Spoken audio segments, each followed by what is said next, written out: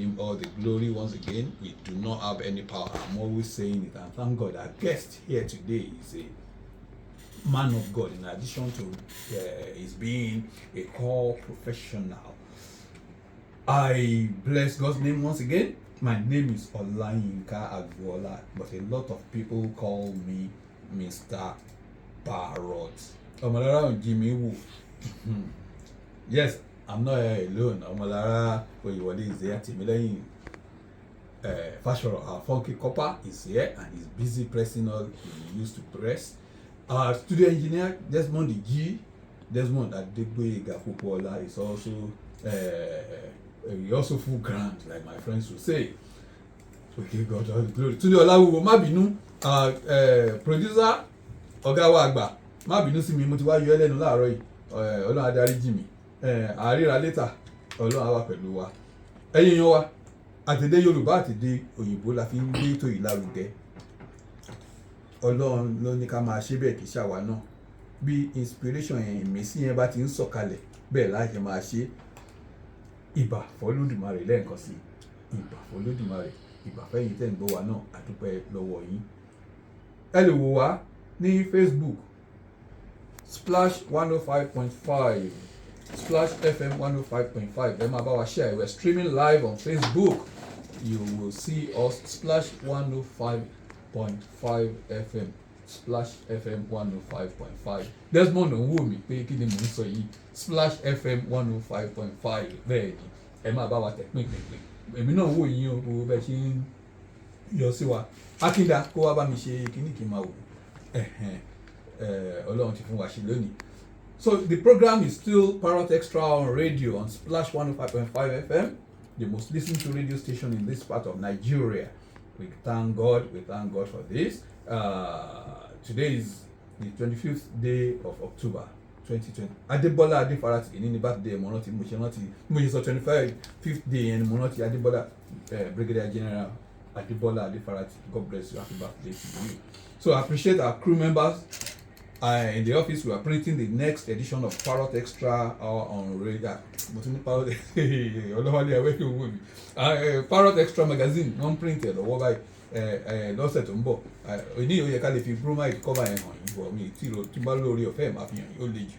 Gbogbo àwọn ọ̀rọ̀ tá a ti sọ lórí rédíò bíi náà ni Mr. Macaroni ni o, Saheed Adéfìjàbí ni o, ta ló tún kù rán mi létí Ọmọlára tá a tún sọ̀rọ̀ ẹ̀. Gbogbo ẹ̀ ló wà nínú Parrot Extra magazine, gbogbo ẹ̀ lẹ́rìí ká àti prophet kan tó wá sí bíbá ẹ̀ kí lórúkọ wọn gbogbo ẹ̀ náà ni ẹ̀rìí ká nínú Parrot Extra magazine tí ó jáde lọ́la alágbára Ọlọ́run.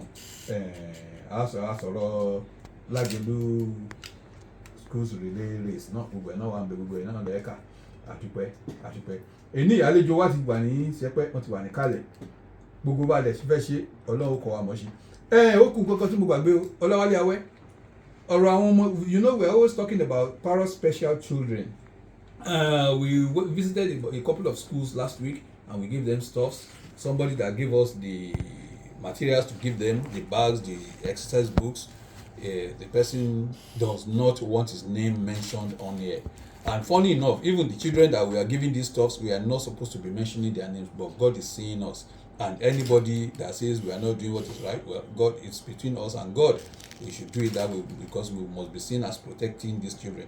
And what, for the benefit of our guests seated here, the children will use the radio to locate extremely brilliant but indigent students in public primary schools. So once we locate them, we give them stuff from powerful people like your good self that will give us. We'll go and give them in school to encourage them to stay in school because we are extremely brilliant. You are Omo Yoruba. You are supposed to stay in school. At least get your first degree. If you don't want to follow academics, you can become a professional and move on. But this is Yoruba land. We insist and we know God will help us. Everybody that is brilliant must be educated, at least to the point of getting a first degree. So that is just the way it is. Thank you very much. Ẹ má bínú wa síwò ẹ̀yin èèyàn wa. Àlejò ti wà ń kálẹ̀ bí mo ṣe sọ. Àròjọ́ mú solókùn. Ọmọlára ìpàkọ́ rẹ̀ mò ń wò jọ jẹ́ ríran ó kárẹ̀. So ẹ jẹ́ kí n fi àsìkò yìí kí n fi kí àlejò wa pé wọ́n káàbọ̀ sórí ètò wa o. Wọ́n káàbọ̀ sórí ètò wa. And gbogbo bí nǹkan bá yẹ̀ ṣe máa rí gbogbo ẹ̀ náà Ọlọ́run nìkan ni ọba tí a kọ́ wa mọ̀ ṣe. So our guest is here, he's seated here like I said. His name is Dr. Reverend Yinka Adepoju, like we promoted on our social media handles. He is a core professional. He's an advertising guru. In fact, his own is veteran guru. So he must be guru if if he's that experienced and that respected in the industry. So we cannot just qualify him by saying that he's guru. He's a guru in the industry, and he worked as the pioneer Director General of your State Signage and Advertisement Agency OYSAA during the administration of late former governor of the state, Senator Abiola Ajimobi. He was also the chairman of the committee that organized the recently held 93rd reunion and annual general meeting of Government College Ibadan Old Boys Association. He's also a reverend, like I said. So you are welcome to the show, sir. Thank you very much, my good friend Yinka Adepoju. It's good to be here. Ọlá ni tèmi náà. Desmond ló ń gbádùn mi. Ẹgbẹ́ tó sọ̀kan lóṣù. Arábìnrin mi tá ti wà láti bí 40 ọdún. 40 years. Ìyá yín nìyẹn. Ọlá Yinka làwọn náà jẹ́. So níjọ́ yẹn lọ́hùn 40 years ago Yinka weds Yinka ni.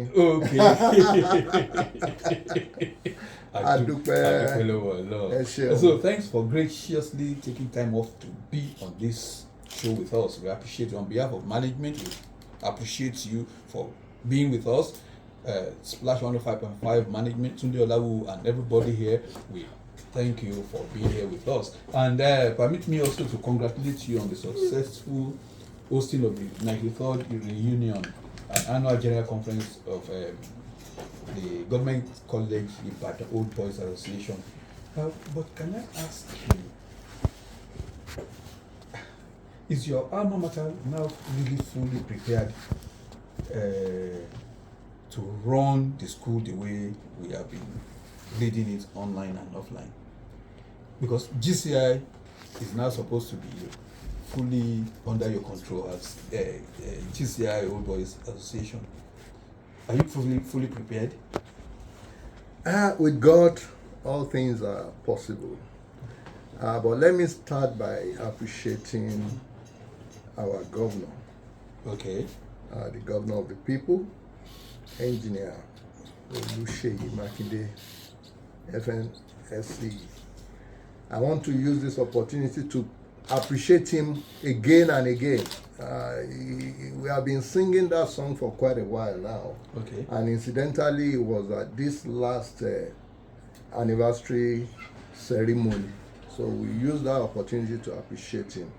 Because I must tell you that this is a battle we have fought for over 10 years. Okay. But trying to retrieve the school back from the government. Yes. Okay. But that it happened in his own time, I think is a plus.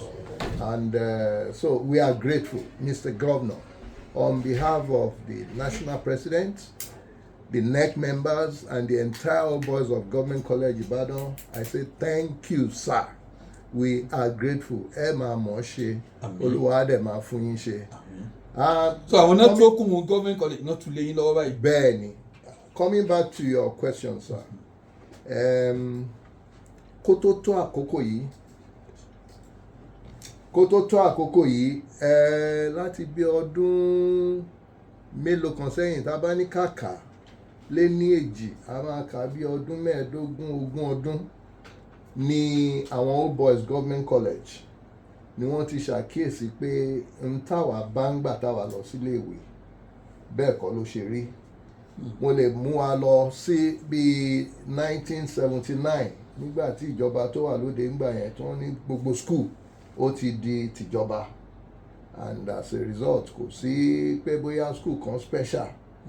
Ṣùgbọ́n tó bá jẹ́ pé bí wọ́n ṣe sọ ńgbà yẹn wọ́n ń finance àwọn school yẹn properly, mo rò pé ìtàn wí ìkọlà màmá wí àwa kàn ṣàkíyèsí pé nígbà táwa lọ irú èmi tí mò ń bá yín sọ̀rọ̀ yìí mo ti jáde ní school yẹn ń sìn ó ti lọ sí bíi 50 years torí mo wọ school ní 1971 mo dẹ̀ ṣe ọdún 5 so ẹ wá wo ìgbà yẹn nígbà yẹn iléèwé yẹn dùn débi pé a ní àwọn tó ń fọṣọ fún wa a ní tá a bá lọ sí dining hall àjẹyó àjẹṣẹ́kù ni àjẹbẹ́kùn náà. lára àwọn tó ń kọ́ wa nígbà yẹn òyìnbó wà nínú wọn India wà nínú wọn àwọn èèyàn dúdú bíi tiwa náà wọ́n pọ̀ jàǹtìrẹrẹ àwọn ọlọ́gbọ́n olóye and sporting tá a bá sọ̀rọ̀ nípa sporting activities tẹ́ bá ṣàkíyèsí nígbà yẹn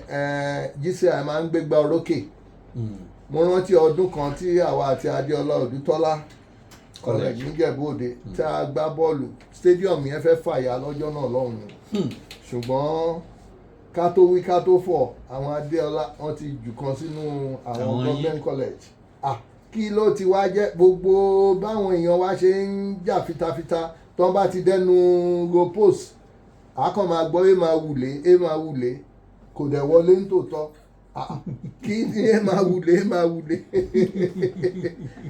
kí n má fàgùn wọ́n máa nà wá lọ lọ́jọ́ náà tẹ́ bá rí ọjọ́ yẹn ó dàbí ẹni pé ọ̀fọ̀ ṣẹ government college ṣùgbọ́n ní àwọn ọdún tó tẹ̀lé àwa náà wá fìyà jẹ àwọn bíi Lágelú àfìyà jẹ àwọn bíi grammar school àfìyà jẹ Lágelú grammar school Semper Optimum. but ibi tí mò ń lọ sà ni wípé nígbà yẹn iléèwé dùn láti lọ gbogbo nǹkan dẹ̀ ń lọ létòlétò tá a bá tún sọ̀rọ̀ nípa ẹ̀kọ́ ẹ ṣàkíyèsí pé tá a bá ṣe ìtọ́ ń pè ní school sat ńgbà yẹn ẹ kàn ráwọn ọmọ tó máa clear A1 lọ bí ẹni pé ní láti GCI ó dáa kò burú ó dáa kò burú so gbogbo nǹkan ń lọ déédéé ṣùgbọ́n láti gbà tí ìjọba ti wá gba tí n bá lọ sójú ọjà ní ìsìn tí n bá padà wá ẹ wà dáhùn rẹ̀ pé àwọn bá nǹkan tí agbára GCI Old Boys Association ti ṣe fún ilé ìwé hàn ẹ wà try láti yànnà náà díẹ̀ ká tó wá bọ́ sáwọn ibi tá à ń lọ gangan. If you are just joining us, the program is still Parrot Extra Hour on radio, and my guest has been Dr. Reverend Yinka Adepoju, former boss of OYSAA, Oyo State Advertising Association agency. Yes. I will be right back. I need to. Desmond Shongbomi, we need to go on this short break, and when we are back, you will enjoy us more. Stay tuned. You're welcome back to the show. Parrot Extra Hour on radio is still the program ruling the airwaves for now by the grace of God. Our guest has been Dr. Yinka Adepoju. He's the guest of Yinka Agboola. So, and he's the chair, former boss at Oyo State Signage and Advertisement Agency under the government of late Senator Abiola Adeyemi Ajimobi. Well, we were talking about we were talking about the government college by the Old Boys Association. Apart from being the chairman of the organizing committee for the 93rd event that you held last week, what other role position do you host in the Old Boys Association? Yeah, thank you. By position, I'm the National Social Secretary. National Social Secretary of the national body. And in addition to that, as the National Social Secretary, I also happen to be the Chairman Planning Committee of Reunion and Annual Meeting. Yes. Okay. And let me also say this: I've been doing that in the last 6 years. Doing the chairman of Reunion Planning Committee and then the Social Secretary of the Association. I salute your courage, sir. And so I was going to ask you before we went on that short break. So far now, what do you think your association has been able to do for the school? Because we have a lot of things to discuss. Let's just paraphrase and let's move on from there.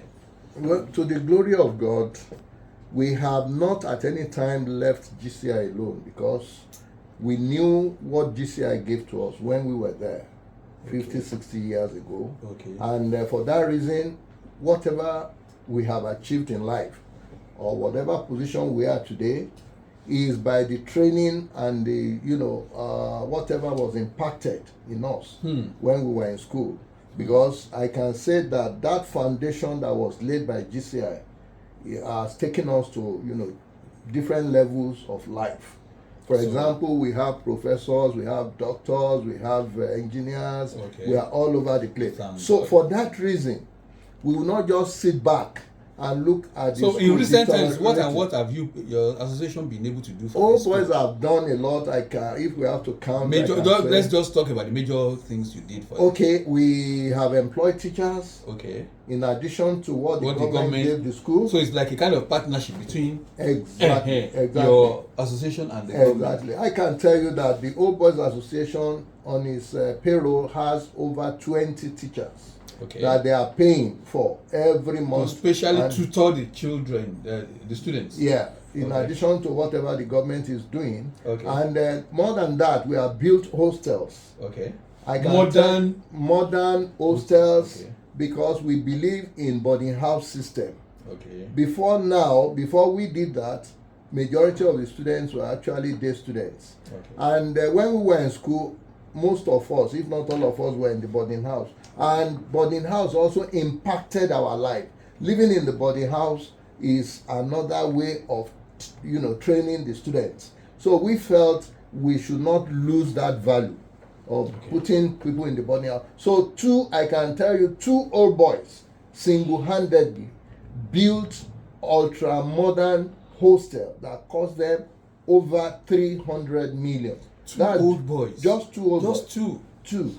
And many other old boys also took their time and contributed into either equipping the laboratory, refurbishing the lecture theaters, making sure that things are very easy for the present boys in school. We have done a lot in terms of equipping them in the area of sports, because GCI is known for sporting activities. We have also supported them in the area of you have done so much. No wonder you re-elected Dr. Wale Babalaki. That's one. No. Since Babalaki, even ever before Babalaki became the national president of the association. Okay. He's one of the big men in the society. He has from been what we are saying supporting the now, school. sir, let's just move on. Education standards are falling generally in Nigeria. I know you are an education enthusiast too. What do you think is happening? How did we get it wrong? Well, without missing words, I will say that this idea of government running the schools or putting the schools together and saying free education is not is not so ideal. Not so ideal in the sense meaning that there's no free lunch in Freetown. It's not supposed to be absolutely free like the government is trying to tell us. Because the government alone cannot do it. So we really have to appeal even to our parents at home that in taking care of the education of their children, they need to play a role. In the past 40, 50 years when we were in school, I remember not that our parents were all that wealthy, but they took education as a priority. And the little money they were earning, they invested in the education of their children. And today we are enjoying it. So what we are saying is that government cannot do it alone, because government has to face so many things. Building infrastructures, making sure that health conditions in the states are quite good, are standard, and then looking at education, together with it. So without adequate funding, education will deteriorate. Most of the schools do not have enough teachers. Most of the schools do not have equipped laboratory, just like we had it in our own time. And even when you look at the environment generally, it's not conducive, because government does not have enough money to pump into all these schools. So what we are saying is that the parents should wake up and support government, just like we are doing now. Now, we thank God, after so many years of struggle and after so many years of attempts, the Oyo State government has given us the school to manage and to participate in Okay. the running. Like partnership. We like are I in said partnership. earlier. Okay. And for that reason, we have levied ourselves, apart from what we have done in the past in terms that run into so many billions of naira, we now know that this is the time to really work. And I can tell you, at our last annual general meeting, we took a decision that each old boy has to pay a certain amount of money Okay. in building or reconstructing this school and making sure that the standard of the yesteryears Okay. are met, if not, surpassed. Okay, can I ask you this question, sir? Yeah. Do you think since you started intervening in the affairs of GCI, Government College Ibadan, is it reflecting in the results the boys are bringing out? Oh, very well, very well. Unfortunately, I didn't come with the last WAEC results, but from what I can gather from the school's management, But at least they are they improving. told us that a lot of our boys, had A1 in some of their subjects. Okay. And the reason being that apart from the teachers supplied the school or given to the school by the government, the Old Boys Association also engaged the services of nothing less than 25 teachers in different areas Okay. to teach Especially them, in to support them. sciences. In sciences, Okay, but you've been English, talking and about what you are mathematics. doing. Are you actually addressing the issue of morality and vis-a-vis the role the parents should play too? Are you reaching out to parents and? That's a good one. You see, the parents also have a role when it comes to morals.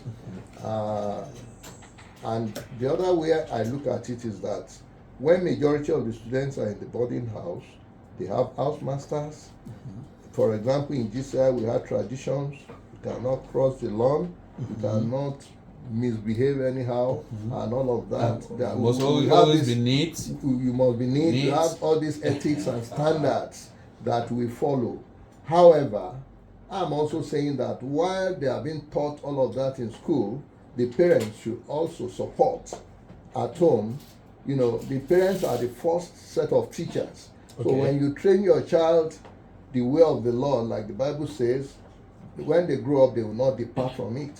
So I'm saying that even the parents have a role. But what you see today is that many parents don't even have time for their children. Thinking that should be one lost school.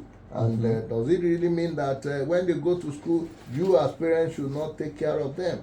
Either if they are the ones in the boarding house, when they are at home, it is expected that the parents should look at their behavior and make sure that they do everything according to the way they should do it. However, I still want to encourage that schools should run boarding houses. Schools should run boarding houses. Because when they are in the boarding house, there are standards that, the teachers, house masters, house mistresses, there are standards they will put them through. Okay. And that will help in their They will put them through stage. And we will continue from that point, and respectfully asking you to pause. You have to go on this very short break. This program is still Parrot Extra on Radio Eco Top on Radio.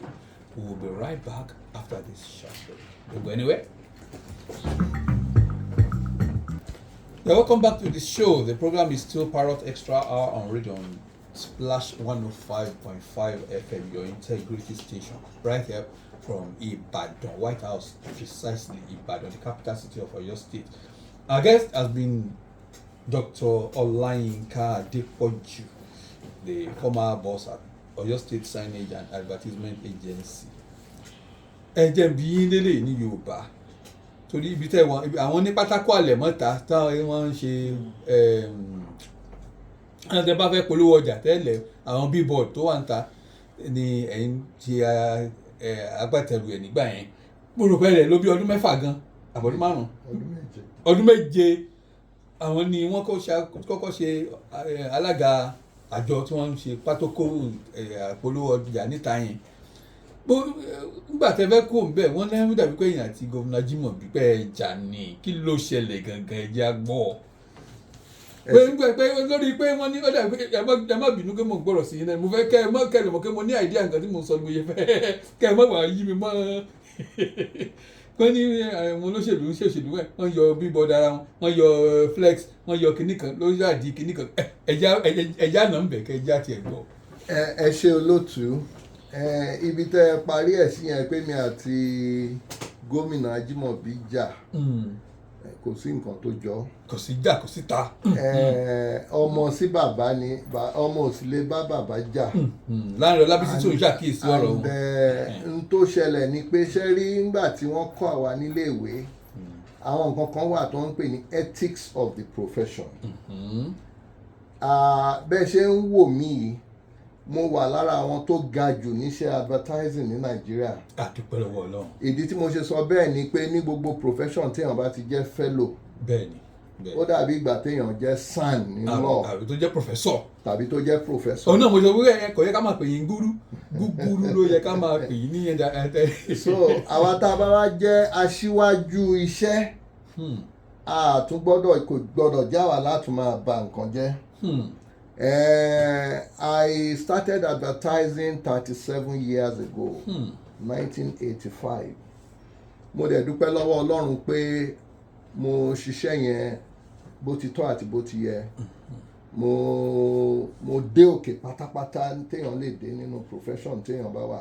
Kódà mo tún jẹ́ alága, mo jẹ́ president Advertising Association of Nigeria, Outdoor Advertising Association of Nigeria. So nígbà tí n bá wà nírú ipò yẹn tó jẹ́ pé àwọn ọmọ ń tọ̀ wá lẹ́yìn. wọ́n níbẹ̀ náà tẹ̀ tí wàá mú yín kẹ́ wá ṣiṣẹ́ yẹn. bẹ́ẹ̀ ni ní 2011 gómìnà bá àwọn kan sọ̀rọ̀ pé àwọn ní èèyàn tó máa wá tún ìlú tò. nígbà yẹn Ọlọ́run dẹ̀ wá fi àwọn kan kẹ́mi lórí mo lè dárúkọ wọn gan lórí afẹ́fẹ́ àwọn bíi Yanjú Adégbìtẹ́ tá a jìjọ lọ léèwé tá a jìjọ jẹ́ tẹ̀gbọ́n tàbúrò ló wá sọ fún gómìnà pé a ló mọ Ìbàdàn kan tó jẹ́ pé òun ló bá wọn tún Àbújá àti ìlú Èkó òun ló bá wọn tún ṣe níbi pé ká reorganize advertising àwọn ìlú wọ̀nyẹn ni o. lẹ́sẹ̀kẹsẹ̀ ni gómìnà ní bá ń wà kó wá ṣe tìlú ẹ̀ náà. wọ́n dẹ̀ pè mí mo jẹ́ wọn adẹ̀jọ́ jókòó a sọ̀rọ̀ ní Kíámọ́sá àti ní Wàràǹṣeṣà wọ́n ní kí n lọ bẹ̀rẹ̀ iṣẹ́ pé eléyìí bẹ́ẹ̀ ṣe Àbújá tó dáa bẹ́ẹ̀ ṣe Lagos state tó dáa ẹ wá bá wa ṣe state wa pàápàá tó tún jẹ́ pọ́ mọ́ ìpínlẹ̀ Ọ̀yọ́ nìyí.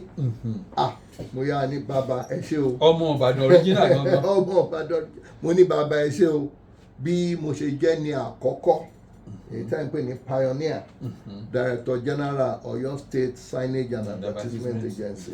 wọ́n tiẹ̀ tún wá fi kún oyè yẹn láàrin kan wọ́n tún ní kì í ṣe director general nìkan pé màá tún wá jẹ́ special adviser lórí ká máa gbani níyànjú bí a ṣe lè ṣe ètò advertisement ní ìpínlẹ̀ Ọ̀yọ́.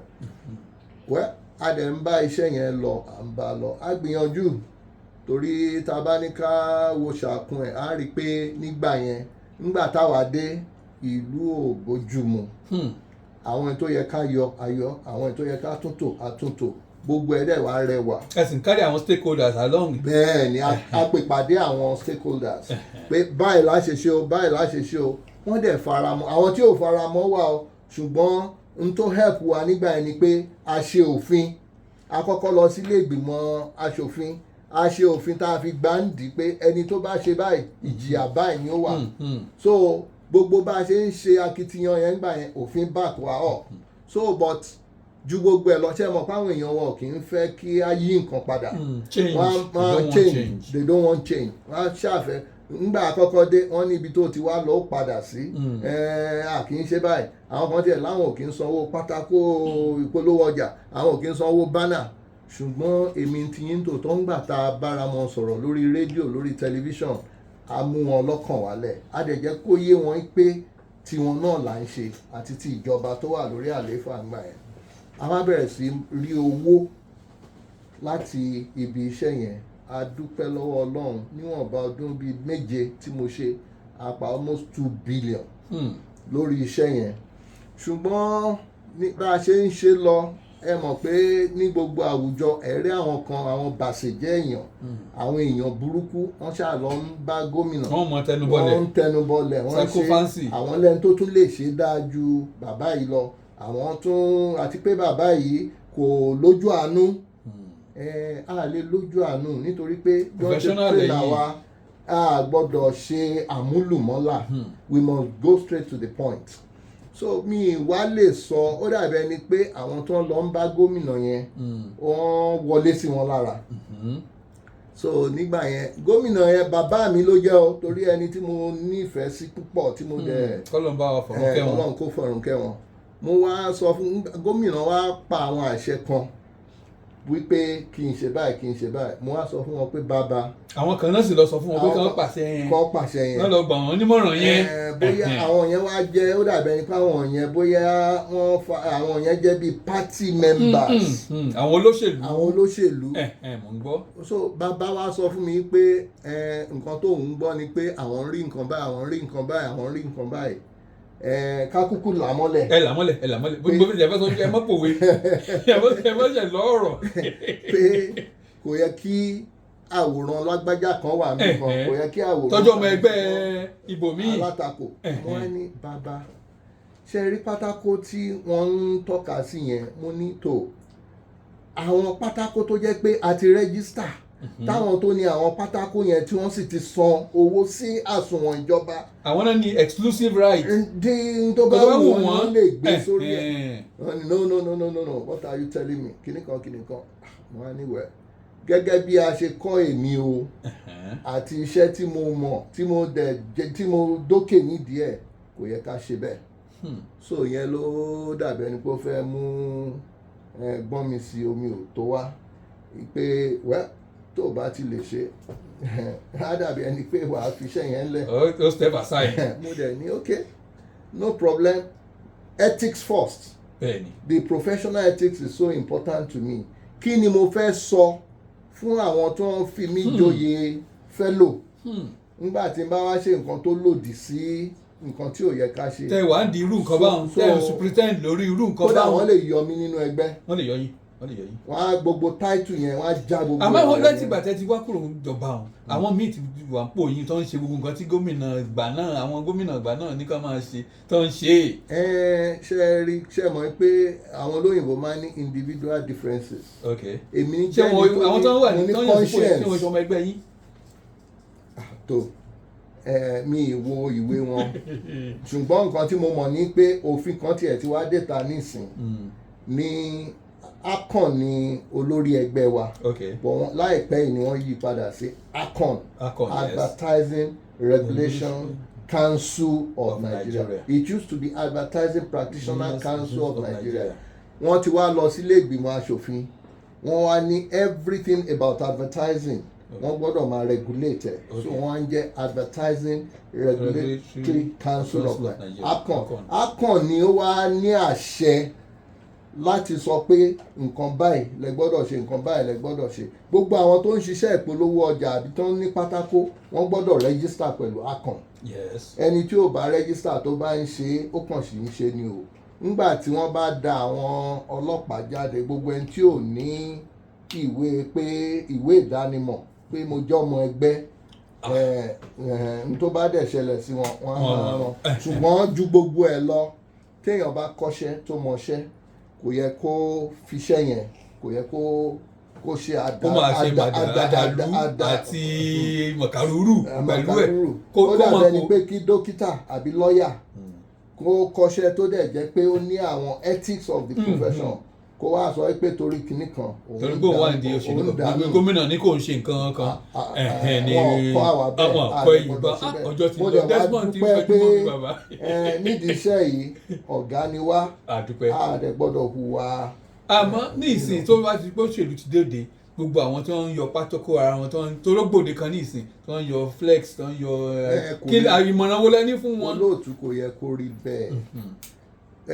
A máa ń sọ̀rọ̀ kan ní Yorùbá pé ojú ọ̀run tẹ̀yẹ fò láì fapá kanra wọn èmi rò pé ó yẹ kí kálukú polongo ara ẹ̀ àwọn aráàlú ni ó wàá decide àwọn ni wọ́n máa take decision pé lágbájá báyìí la fẹ́ dìbò fún but ó yẹ ká ní kí kálukú ní àǹfààní ọ̀dọ̀ nígbà tí mo dé di òṣèlú mo gbọ́ pé wọ́n máa ń pe kinní kan ní lẹ́mọ́ àbí òṣèlú jàgbà ó sì ọ̀dà kò burú ọlọ́run dáríjì wá àròjọ́ bùsọ̀ olókùn ẹ má bínú sí wa ó dàbí pé ẹ padà wá ní ẹ padà torí ní ọjà ajébùgbàjẹ lọ́dọ̀ wa àdúpẹ́ lọ́wọ́ ọlọ́run àjẹbù à ń láti máa lọ Tèmílẹ́yìn Fáṣọ̀rọ̀ ẹ̀jẹ̀ á máa relé time ti lọ Desmond G láàrin Ọlábísí ọmọlára Oyèwọlé àti ìhà yín tẹ́ ẹjọ́ wá mo kí wọn mo sì kẹ́yìn náà ṣé ẹ fẹ́ fi fóònù nọ́mbà táwọn èèyàn fi lè pè yín tó bá fẹ́ pè yín sí béèrè nǹkan mi lọ́wọ́ yẹn fi nọ́mbà yẹn lè ká tó máa sá lọ. ok tá a bá rẹni tó dàbẹ̀ ni pé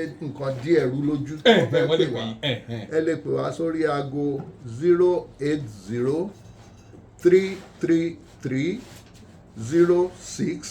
080-333-06302. ẹ pè lẹ́ẹ̀kan sí ká tó máa sá lọ. 080-333-06302. Thank you very much, sir. It's on this note that we have to get out of this show. Somebody else is coming on to take this seat. My name is still Yinka Adepoju, and my guest has been Yinka Adepoju. He's a doctor and he's a reverend. Thank you very much for being here with us. Till next week, God bless Nigeria. God bless us all. Splash FM 105.5.